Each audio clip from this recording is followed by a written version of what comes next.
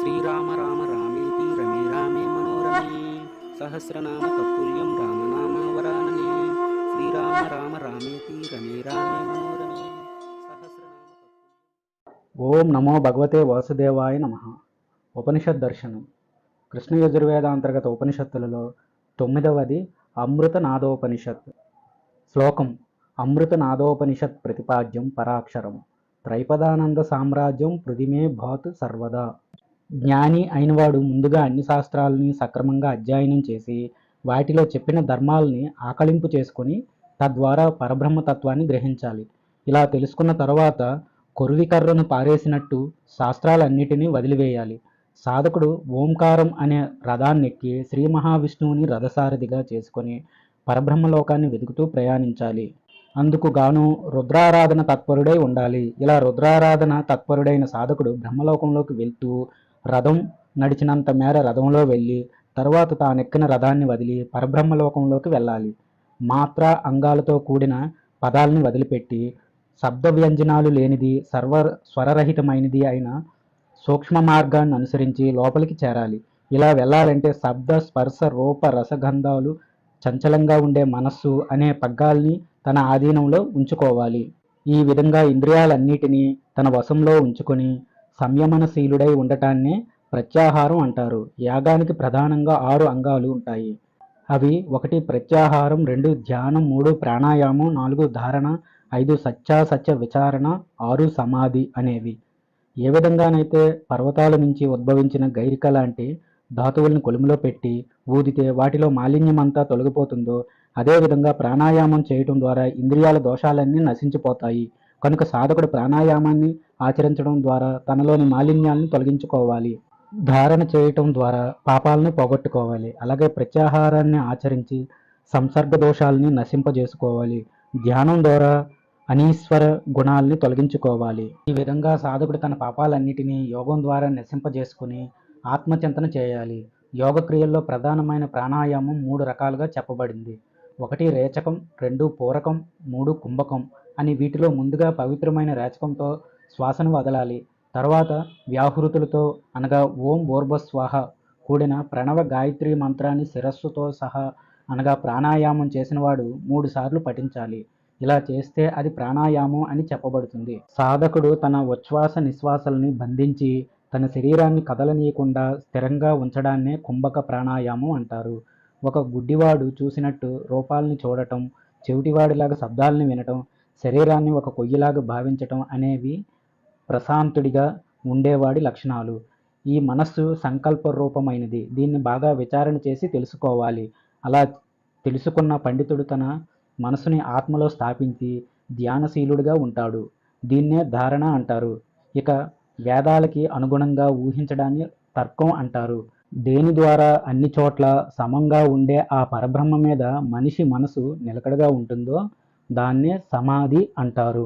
సాధకుడు ఎలాంటి దోషాలు లేకుండా పవిత్రంగా ఉన్న భూమి మీద దర్భాసనాన్ని వేసుకొని కూర్చోవాలి. తర్వాత తాను ఉపాసించే మంత్రమూర్తిని మనసులో భావిస్తూ రథమండలంలో ఓంకారాన్ని జపించాలి. యోగ సాధకుడు తన ధ్యానానికి అనుకూలమైన ఆసనాన్ని వేసుకోవాలి. పద్మకం, స్వస్తికం, భద్రం లాంటి ఆసనాలలో ఏదో ఒకటి వేసుకొని ఉత్తరాభిముఖంగా కూర్చొని ధ్యానం చేయాలి. ముందుగా ఒక నాసికా రంధ్రాన్ని బొటన వ్రేలుతో నొక్కి రెండో నాసికా రంధ్రం ద్వారా గాలిని స్వీకరించి అగ్ని శబ్దాన్ని ఆలోచిస్తూ ధారణ చేయాలి. ఏకాక్షరమైన ఓంకారం బ్రహ్మస్వరూపం. అలాంటి ఓంకారం జపిస్తూ బ్రహ్మధ్యాన పూర్వకంగా రేచకాన్ని చేయాలి. ఇలా ఓంకార దివ్య మంత్రంతో ఎన్నోసార్లు రేచకాన్ని చేస్తూ తన మనసులో ఉన్న కల్మషాలన్నీ నశించిపోయే వరకు ప్రాణాయామ క్రియని ఆచరించాలి. మంత్రశాస్త్రం తెలిసిన జ్ఞానులు ఇప్పుడు చెప్పిన విధంగా తాము చేసే స్థూల సూక్ష్మ సాధనల్ని నాభి అనగా బొడ్డు నుంచి పైభాగంలోనే చేయాలి. ధ్యానం చేసేవాడు అడ్డంగా, నిలువుగా, క్రిందుగా, మీదుగా తన దృష్టిని ప్రసారింప చేయకూడదు. ధైర్యంతో చెలించని శరీరంతో స్థిరమైన మనసుతో తన యోగాభ్యాసాన్ని కొనసాగించాలి. తన హృదయాన్ని స్థిరంగా ఉంచుకొని ఒక నాళ మాత్రం ధారణం చేయాలి. ఈ స్థాయిలో సాధకుడు తాను యోగం చేసే కాలాన్ని 12 మాత్రలకు పెంచాలి. ఏకాక్షరమైన ఓంకారం ఎలాంటి ఘోష లేనిది. అది స్వరం, వ్యంజనం అనగా అచ్చు, అల్లు కానిది. దీనికి తాళువుతో, దంతాలతో, నాసికతో సంబంధం లేదు. ఆ అక్షరానికి రేఫ, ఉభయ తాపాలు లేవు.